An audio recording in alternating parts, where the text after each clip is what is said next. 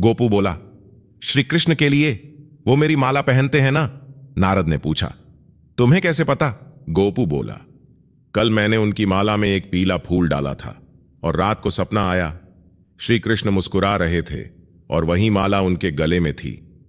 नारद जी को समझ में आ गया कि बालक की भक्ति कितनी सच्ची और मासूम है। उसमें ना कोई दिखावा है, ना कोई डर, बस प्रेम ही प्रेम है। नारद मुनि ने अब तय कर लिया कि वो श्री कृष्ण के पास वापस जाएंगे। इस बार उनके पास उत्तर था, और ये उत्तर सिर्फ शब्दों में नहीं था, बल्कि अनुभव में था। जब वो द्वारका पहुंचे तो श्री कृष्ण ने पहले से ही स्वागत के लिए दरवाजा खोल रखा था, जैसे वो जानते हों कि अब नारद सही जवाब लेकर आए हैं। नारद जी ने कहा, प्रभु, अब मैं समझ गया हूं कि भक्ति क्या होती है। श्री कृष्ण बोले, तो बताओ, कौन है मेरा सबसे बड़ा भक्त? नारद बोले, वो अम्मा जो झोपड़ी में बैठी थी, जो भगवान को रोटी में, पानी में, अपने दर्द में और अपने हर पल में महसूस करती थी। वो बच्चा गोपू जो पेड़ के नीचे फूल चढ़ाता था और सपनों में आपसे मिलता था। श्री कृष्ण मुस्कुराए और बोले, नारद, यही तो मैं तुम्हें समझाना चाहता था। भक्ति सिर्फ शब्दों में नहीं होती, वो भाव में होती है, और वो भाव दिखावे से नहीं, सच्चे दिल से आता है।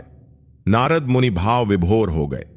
उन्होंने कहा, प्रभु, आज मैं सच में समझ गया कि आपका सच्चा भक्त वही है जो हर हाल में आपको याद करता है, बिना किसी शर्त के, बिना किसी डर के। लेकिन श्री कृष्ण ने मुस्कुराकर कहा, नारद, अगर तुम्हें लगता है कि तुम अब पूरी तरह समझ गए हो, तो क्या एक और परीक्षा देने को तैयार हो? नारद बोले, प्रभु, जब तक जीवन है मैं आपकी परीक्षा देता रहूंगा।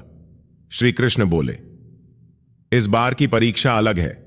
तुम्हें धरती पर किसी ऐसे व्यक्ति को खोजना है जो मुझे बिल्कुल नहीं मानता, लेकिन फिर भी मेरे सबसे करीब है। नारद चौंक गए। कोई जो आपको नहीं मानता फिर भी आपके करीब? ये तो विरोधाभास है प्रभु। श्री कृष्ण बोले, हां नारद, यही तो रहस्य है। चलो खोजो और फिर लौटकर बताओ। श्री कृष्ण की बात सुनकर नारद मुनि चकित रह गए। कोई आपको नहीं मानता और फिर भी आपके सबसे करीब है, ये कैसे हो सकता है प्रभु? लेकिन श्री कृष्ण सिर्फ मुस्कुराए और बोले, तुम जाओ नारद, और जब उसे पाओगे तो खुद समझ जाओगे।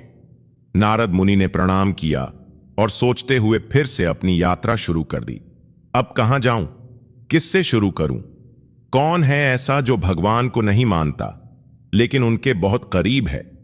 सबसे पहले नारद मुनि पहुंचे एक बड़े शहर में। वहां एक अमीर व्यापारी था जो बहुत घमंडी था। भगवान की मूर्तियों को सजाता तो था, लेकिन मन में कोई श्रद्धा नहीं थी। नारद जी ने उससे पूछा, भाई, क्या तुम भगवान को मानते हो?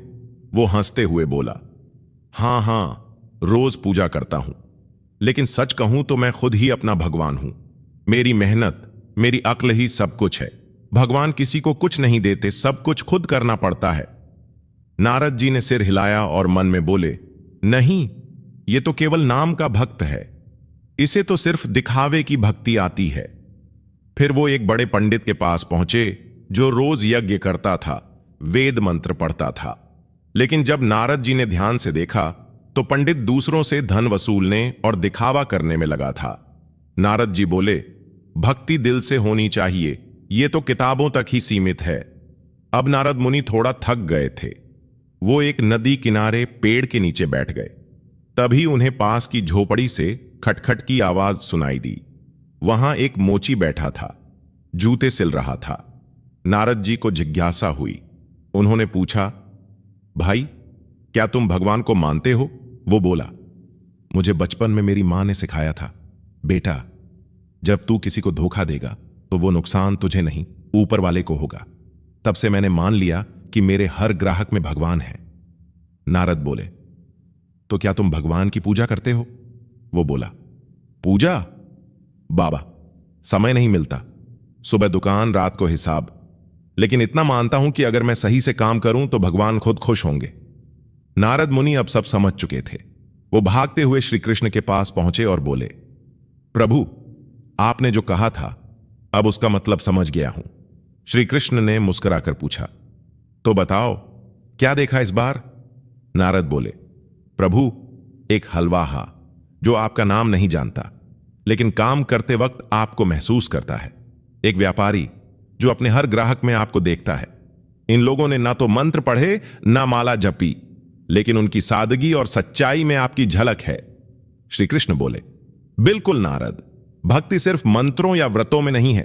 भक्ति है जब कोई हर काम को मुझे अर्पण करता है, जब कोई अपने कर्म में श्रद्धा रखता है, जब कोई बिना डर बिना लालच बस सच्चे दिल से जीवन जीता है, तो वो मेरा सबसे बड़ा भक्त होता है।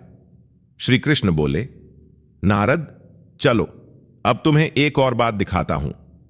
श्री कृष्ण ने नारद को अपनी दिव्य दृष्टि दी। नारद ने देखा वो हलवाहा खेत में काम कर रहा है और उसके पीछे पीछे खुद श्री कृष्ण हल चला रहे हैं। फिर देखा वो दुकानदार बैठा है और श्री कृष्ण उसकी दुकान पर हिसाब किताब में मदद कर रहे हैं। नारद चौंक गए।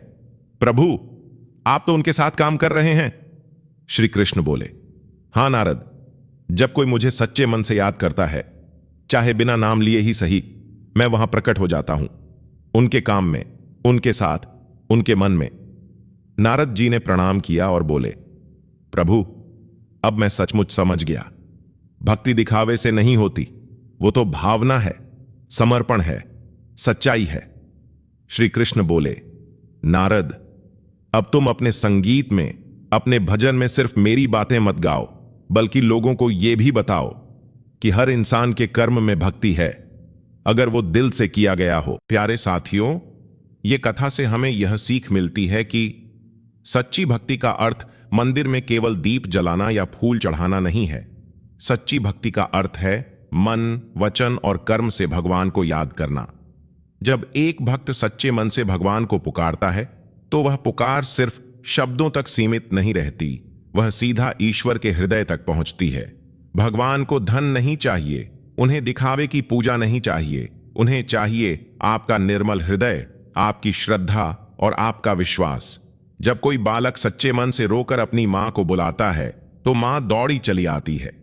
ठीक वैसे ही जब कोई भक्त सच्चे हृदय से भगवान को पुकारता है, तो श्री कृष्ण स्वयं उसकी सहायता करने आते हैं। इतिहास गवाह है, जब द्रौपदी ने लाज बचाने के लिए कृष्ण को पुकारा, तो कृष्ण दौड़े आए।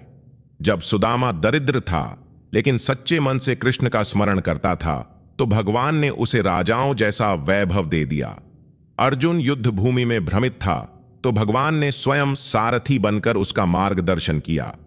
तो सवाल यह नहीं है कि भगवान हमारे साथ हैं या नहीं, सवाल यह है कि क्या हम उनके साथ हैं। जब हम सच्चे मन से, बिना किसी लोभ, स्वार्थ या डर के भगवान को याद करते हैं, तब वह साथ देते हैं, हमारी रक्षा करते हैं और वह मार्ग दिखाते हैं जिसे हम नहीं देख पाते। सच्ची भक्ति कभी निष्फल नहीं जाती। शायद फल तुरंत न मिले, परंतु जब समय सही होता है, भगवान अपने भक्त को वही देते हैं जो उसके लिए सबसे उत्तम होता है। इसलिए अगर आप जीवन में दुखी हैं, परेशान हैं, अकेले हैं, तो बस एक काम कीजिए, सच्चे मन से श्री कृष्ण को पुकारिए। उनकी मुरली की धुन सिर्फ गोपियों को नहीं बुलाती, वह हर उस हृदय को खींच लाती है जो भक्ति से भरा हुआ हो।